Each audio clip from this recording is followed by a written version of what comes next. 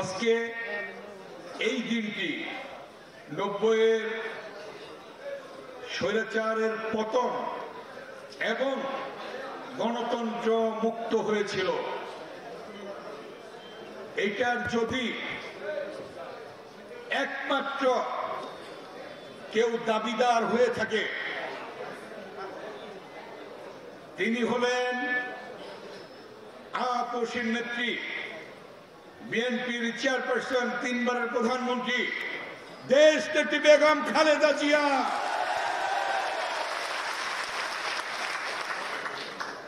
কারণ 1982 সালের 24শে মার্চ যখন স্বৈরশাসক ক্ষমতা দখল করে, সেদিন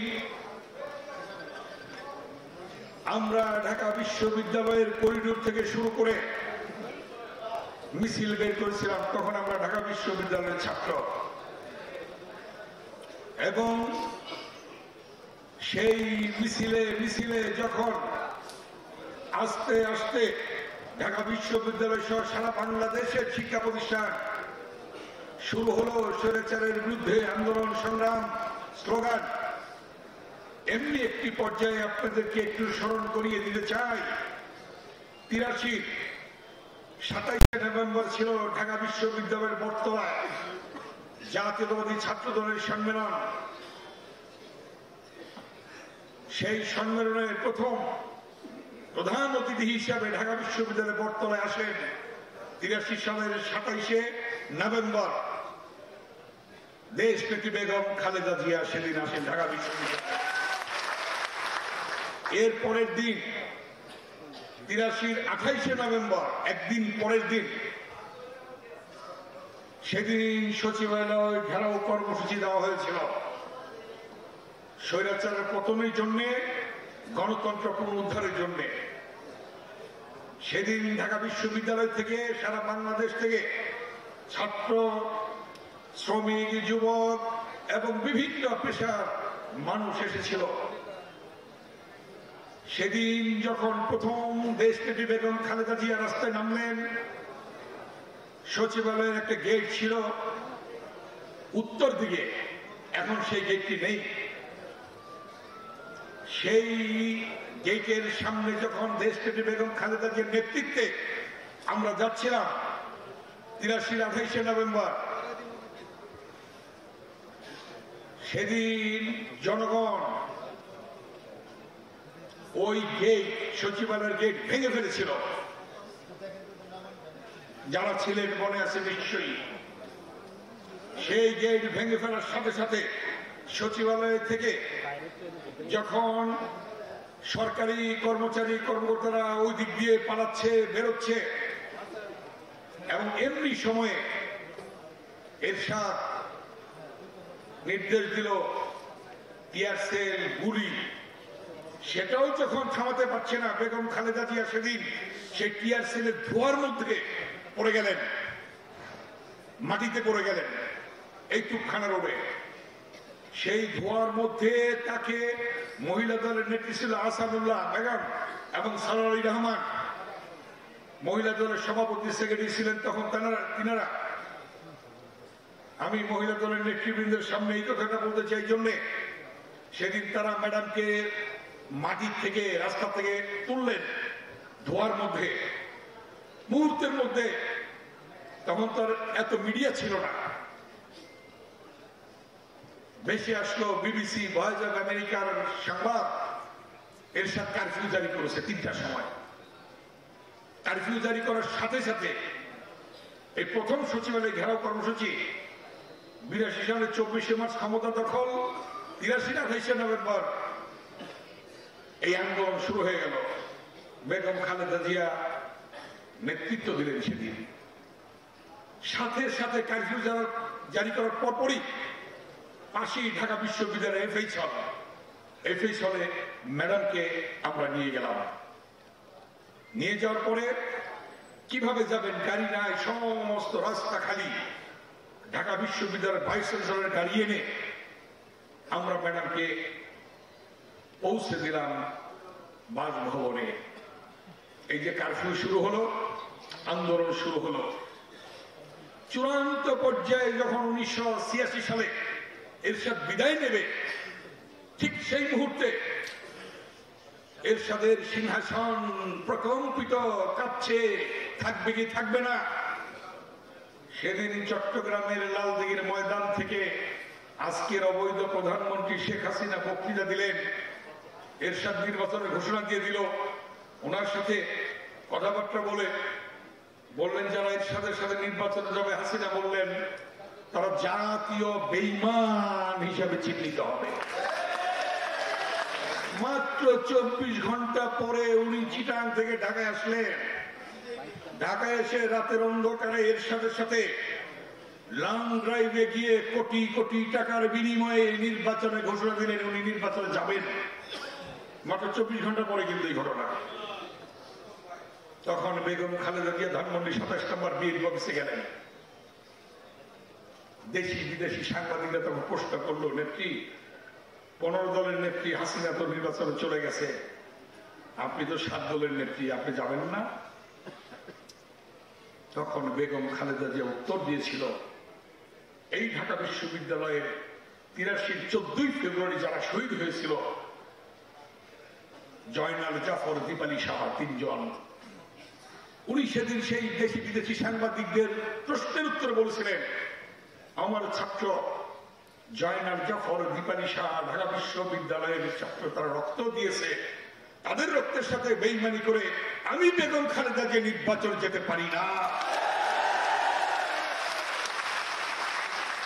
এই কথা বলার সাথে সাথে সারা দেশে ওই 15 দল ভেঙে গেল। জহিরুদ্দিন স্বপন, মুস্তাফিজুর রহমান বাবুল এখানে আছে, সেই 15 দলের ওনারাও অংশীদার ছিলেন। আর হাবিবুর রহমান হাবিব তখন ছাত্রলীগের প্রেসিডেন্ট, পড়ে গেল বেইমানের সাথে। কি কথা ঠিক কিনা? কিন্তু কথাটা বলছি এই জন্যে ওনারা তখন আপনি ভাইস প্রেসিডেন্ট হবেন মাত্র এরপরে, তখন ওনারা কিন্তু ভাগ হয়ে গেলেন। হাসিনার দল 15 দল, 7 দল আর 8 দল হয়ে গেল। আর বেগম খালেদা জিয়ার দল চলতে থাকলো। 8 দল গেল নির্বাচনে, 5 দল গেল না। তারপরে শুরু হলো নির্বাচন বিরোধী আন্দোলন। ঢাকা বিশ্ববিদ্যালয় 11 মাস, এখানে খোকন আর শ্যামল আছে কই? শ্যামল আছে, খোকন কই? এই ঢাকা বিশ্ববিদ্যালয় 11 মাস ছাত্রলীগকে বের করে দেওয়া হয়েছিল বেইমানির কারণে, হাসিনার বেইমানির কারণে। এই হাবিবুর রহমান হাবিব সহ 11 মাস ঢাকা বিশ্ববিদ্যালয়ের বাইরে ছিল। জিজ্ঞেস করেন, এই ছাত্রলীগকে বের করে দেওয়া হয়েছিল। এবং সেই আন্দোলন শুরু হওয়ার সাথে পার্লামেন্ট একটা হয়ে গেল। হাসিনা গৃহপালিত বিরোধী দল হলো, এরশাদের বিরুদ্ধে কথা বলে না। আন্দোলন শুরু হয়ে গেল রাস্তায়। আবার বেগম খালেদা জিয়া কর্মসূচি দিলেন। 87-তে 86 গেল নির্বাচন, 87-তে তখন শহীদ হইল নূর হোসেন। 87 14 ফেব্রুয়ারি শহীদ হল নূর হোসেন। বুকে লেখা ছিল স্বৈরাচার নিপাত যাক, গণতন্ত্র মুক্তি পাক। এবং 10 তারিখ তার পরবর্তীতে শুরু হলো আন্দোলন। ওই পার্লামেন্ট বেগম খালেদা জিয়ার আপসীর নেতৃত্বের কারণে এরশাদ ভেঙে দিতে বাধ্য হলো। কি কথাটা সঠিক কিনা? চলে গেল পার্লামেন্ট, শুরু হলো আন্দোলন। সারা বাংলাদেশে বেগম খালেদা জিয়ার আপসীর নেতৃত্বের কারণে টেকনাফ থেকে তেতুলিয়া, রূপসা থেকে পাথালিয়া, প্রায় প্রতিটি বিশ্ববিদ্যালয়ে, প্রতিটি কলেজে জাতীয়তাবাদী ছাত্র দলের জয় জয়কার অবস্থা হয়ে গেছে। এবং তখন আব্বাস ভাই কিছুটা স্মৃতিচারণ করেছেন। তখন আব্বাস ভাই সভাপতি, বয়সদাতা সেক্রেটারি, আমি তখন ছাত্র দলের কনভেনার। একসঙ্গে একযুগে ওই ঢাকা বিশ্ববিদ্যালয়ে মশাল বানানো হতো। আব্বাস ভাইয়ের মাইক্রোবাস নিয়ে একসঙ্গে এক গাড়িতে উঠে যেতাম, গিয়ে ওনার মাইক্রোবাসে উঠাই দিতাম, জিপে উঠাই দিতাম ওইগুলি, এবং আরো আনুষঙ্গিক আরো অনেক জিনিস। না বলবে এত স্মৃতিচারণ করে বলতে হয় এখন। যাই হোক, এইগুলি সাক্ষী আমার কে জানেন? হ্যাঁ, মিলন খোকন আলম তো আছি, ওই যে আমাদের কামরুজ্জামান রতন কই, কামরুল রতন, মালেক, সাইদ সোহাব, ইলিয়াস আলী, আজকে যাকে গুম করেছে ছাত্রদলের সাবেক সাধারণ সম্পাদক। আজকে এই কথাগুলি এই জন্য বলছি, এই দিনটির যে সবচেয়ে বেশি দাবিদার একমাত্র তার আপসীর নেতৃত্বের কারণেই সেদিন এরশাদের পতন হয়েছিল, গণতন্ত্র মুক্ত হয়েছিল। এবং আরেকটি ঘটনা না বললে হয় না, হাবিব ভাই গেল নাকি? এরশাদের যেদিন পতন হওয়ার কথা, হচ্ছে না, এরশাদ সিদ্ধান্ত নিল 4 তারিখে পদত্যাগের সিদ্ধান্ত। শেখ হাসিনা কথা বলে না। বেগম খালেদা জিয়া রাত 12টার সময় বিবিসি ভয়েস অফ আমেরিকাতে সাক্ষাৎকারে, স্পেশাল সাক্ষাৎকারে বললেন যে 4 তারিখে আজকে বলল 6 তারিখের দিকে সে পদত্যাগ করবে। বলল 6 তারিখ না 4 তারিখ আজকেই পদত্যাগ করতে হবে। ঠিকই করলো না। রাত্রে আমরা 12টার সময় প্রেস ক্লাবের সামনে মিছিল বের করলাম, রাত 12টায়। তখন সর্বদলীয় ছাত্রৈক্য, এই নেতারা সবাই ছিলেন। একটি পর্যায়ে কেন হলো সকল ছাত্রকে ওই জেহাদের লাশ সামনে রেখে সেদিন হয়েছিল। সেদিনও শেখ হাসিনা একটা স্লোগান দিয়ে ভেঙে দিয়েছিল, মানে সকল ছাত্রদের ঐক্য হবে না। কিন্তু তার পরবর্তীতে হয়েছে।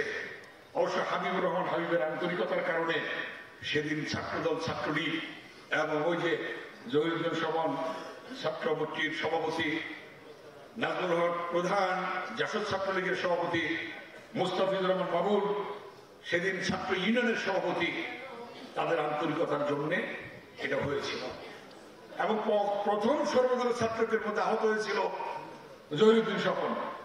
এবং এর পরবর্তীতে আমি, হাবিব ভাই সহ আমরা অনেকেই, মিলন, আলম, খোকন একসঙ্গে সবাই আহত হসপিটালে। পিছাই নেই, হসপিটালে বেরিয়ে আবার শহীদ মিনারে 10-11 দিন পরে মিলনের দায়িত্ব দিলাম, মিলন চালাও। ঠিকই চালালো। এবং আমরা শহীদ মিনারে এসে লুঙ্গি পরে আবার শপথ করলাম যে আমরা মরে যাব, মৃত্যু হবে, কিন্তু এরশাদের পতন ছাড়া ঘরে ফিরব না। এবং বেগম খালেদা জিয়া সেদিন আমাদেরকে স্মৃতিচারণ করতে গেলে আপনার আমি শেষ করব, সারাত লাগবে। ঠিকই বলেছেন। তো সেই স্মৃতিচারণ প্রতি এই জন্যে কথাটা মনে করিয়ে দিচ্ছি, সেই স্বৈরাচার এরশাদকে হার মানিয়েছে আজকের এই বড় নব্য স্বৈরাচার শেখ হাসিনা। এখন ওই যে খোকন, শ্যামল এবং ছাত্র দলের আরো নেতারা আছে, কই শ্রাবণ, আমিন, তারপর আর কি জুয়েল, তোমরা কি আরেকটা আন্দোলন করবা? কি বলো? ছাত্ররা ছাড়া উপায় নাই কিন্তু। আর ওই যে যুবকরা আছে, কই যুবকরা আছে? সেদিন আব্বাস ভাই সহ আমরা, এবং শ্রমিক দলের দায়িত্বে ছিলেন, শ্রমিকদের বিশাল ভূমিকা ছিল। নজরুল ইসলাম খান তখন সেদিন শ্রমিক দলের সেক্রেটারি, ইস্কান্দার ভাই ছিলেন সভাপতি, নজরুল ইসলাম খান ছিলেন সেক্রেটারি। বিশাল ভূমিকা ছিল সেদিন শ্রমিকদের। ছাত্র, শ্রমিক, যুবক আমরা সেদিন একসঙ্গে কাঁধে কাঁধ মিলিয়ে আমরা কাজ করেছি। এখন ছাত্র, যুবক, স্বেচ্ছাসেবক, ওসব তো স্বেচ্ছাসেবক ছিল না। হ্যাঁ, ও স্বেচ্ছাসেবক আছে তাইলে না? জুয়েলকে তো আছে, এখানে থাকবে, ফিরোজ আছে। এখন আমাদের যে কথাটি, এদিকে যুবদল আছে নীরবটুকু, এদিকে ছাত্রদল আছে খোকন, শ্যামল, স্বেচ্ছাসেবক আছে মুস্তাফিজ, জুয়েল, সব আরো যারা শ্রম সংগঠন, এবং মহিলা দলের কিন্তু বিশাল ভূমিকা ছিল। মণি বেগম দেখেন, ওই যে মণি বেগম রাস্তার মধ্যে আন্দোলন করতে গিয়ে হায়নারা কি করেছিল। যাই হোক, আমি সেদিকে আর যাবো না, শুধু একটি কথা বলবো, আজকে পরিকল্পিতভাবে শেখ হাসিনা অবৈধ প্রধানমন্ত্রী, ভোট ডাকাতির প্রধানমন্ত্রী, অনৈতিক প্রধানমন্ত্রী, মিডনাইটের প্রধানমন্ত্রী, নিশিরাতের প্রধানমন্ত্রী, এই প্রধানমন্ত্রী বেগম খালেদা জিয়াকে গণতন্ত্রের মা এবং এই গণতন্ত্র যিনি উপহার দিয়েছেন বাংলার মানুষকে, সেই গণতন্ত্রের মা দেশটিতে বেগম খালেদা জিয়াকে পরিকল্পিতভাবে ওই পুরনো শহরে সেই স্লো পয়জনের মধ্য দিয়ে আজকে তাকে হত্যার পরিকল্পনা করছে, মেরে ফেলার পরিকল্পনা করছে। তাই আজকে ছাত্র, যুবক, শ্রমিক, স্বেচ্ছাসেবক, বিএনপি সহ সকলে ঐক্যবদ্ধভাবে যে কথাটি বলেছেন আব্বাস ভাই, যে আজকে সেই আগের মতো ইস্পাত কঠিন ঐক্যের মধ্য দিয়ে আরেকটা ধাক্কা দিয়ে এই অগণতান্ত্রিক অবৈধ শেখ হাসিনাকে সরানো যায় না। সেই সরানোর জন্য মাননীয় মহাসচিব, স্থায়ী কমিটির সদস্যরা এখানে রয়েছেন, সিদ্ধান্ত দিন, আলটিমেটাম দিন, দেশটি বেগম খালেদা জিয়াকে বাঁচানোর জন্য। আজকে উনি বিদেশে গেলি আল্লাহর রহমতে ভালো হয়ে যাবেন, তাকে বাঁচানোর জন্য আলটিমেটাম দিন। অমুক দিনের মধ্যে যদি না পাঠানো হয় তাহলে হাসিনা ক্ষমতায় থাকতে পারবে না। 52 ভাষা আন্দোলনে শহীদ হয়েছিল জব্বর, বরকত, সালাম, তাদের রক্তের বিনিময়ে মায়ের ভাষা প্রতিষ্ঠা হয়েছিল। 62 শিক্ষা আন্দোলন, ওয়াজুল্লাহ বাবুলের রক্তের বিনিময়ে শিক্ষার অধিকার প্রতিষ্ঠা হয়েছিল। 69 গণ অভ্যুত্থান, শহীদ আসাদের রক্তের বিনিময়ে সেদিন সেই গণ অভ্যুত্থান সফল হয়েছিল। 71 মুক্তিযুদ্ধ, লক্ষ লক্ষ শহীদের রক্তের বিনিময়ে, মা বোনদের ইজ্জতের বিনিময়ে, এবং মহান স্বাধীনতার ঘোষক শহীদ রাষ্ট্রপতি জিয়াউর রহমানের সেই কালুরঘাট বেতার কেন্দ্র থেকে স্বাধীনতার ঘোষণার মধ্য দিয়ে আমরা পেয়েছিলাম স্বাধীনতা। এবং 90-এর স্বৈরাচার বিরোধী আন্দোলনে সেদিন সেলিম দেলোয়ারেরা, ফনবর্ষিয়া, জয়নাল জাফর, দীপালি শাহ, শহীদ জাহাদ, নূর হোসেন, ডাক্তার মিলনের রক্তের মধ্য দিয়ে, তাদের আত্মহতির মধ্য দিয়ে আমরা পেয়েছিলাম গণতন্ত্র। দেশটি বেগম খালেদা জিয়ার আপসীর নেতৃত্বের মধ্য দিয়ে। আজকে শপথ নিন, যতক্ষণ বেগম খালেদা জিয়াকে চিকিৎসার জন্য না পাঠাবেন, যতক্ষণ এই অবৈধ সরকার পদত্যাগ না করবে, যতক্ষণ নির্দলীয় নিরপেক্ষ তত্ত্বাবধায়ক সরকার প্রতিষ্ঠা হবে, ততক্ষণ পর্যন্ত এই হাসিনাকে, এই অবৈধ সরকারকে উৎখাত না করে আমরা ঘরে ফিরব না। আরেকটি গণঅভ্যুত্থান, আরেকটি যুদ্ধের জন্য প্রস্তুতি নিন। ইনশাল্লাহ আমরা সফলতা পাবো এবং আগামী দিনে নির্দলীয় নিরপেক্ষ তত্ত্বাবধায়ক সরকারের নির্বাচন হবে। সেই নির্বাচনে আল্লাহর রহমতে বিএনপি 95% সিট পেয়ে আল্লাহর রহমতে ক্ষমতায় আসবেন ইনশাআল্লাহ। দমন নীতি চালিয়ে এগুলি করছেন, পুলিশকে ব্যবহার করে, র্যাবকে ব্যবহার করে, বিডিআরকে ব্যবহার করে যেমনি ইচ্ছা তেমনি নির্বাচন করে যাচ্ছেন। এই ব্যবহার আর কেউ হবেন না। কেউ এই অবৈধ সরকারের কথা শুনবেন না। ইনশাল্লাহ বিজয় জনগণের সুনিশ্চিত, জনগণের সরকার প্রতিষ্ঠা হবে। সেই লক্ষ্যে সকলে এগিয়ে যান। ইনশাল্লাহ ইনশাল্লাহ এই বাংলাদেশ এই নব্য স্বৈরাচার মুক্ত হবে এবং গণতন্ত্র প্রতিষ্ঠা হবে।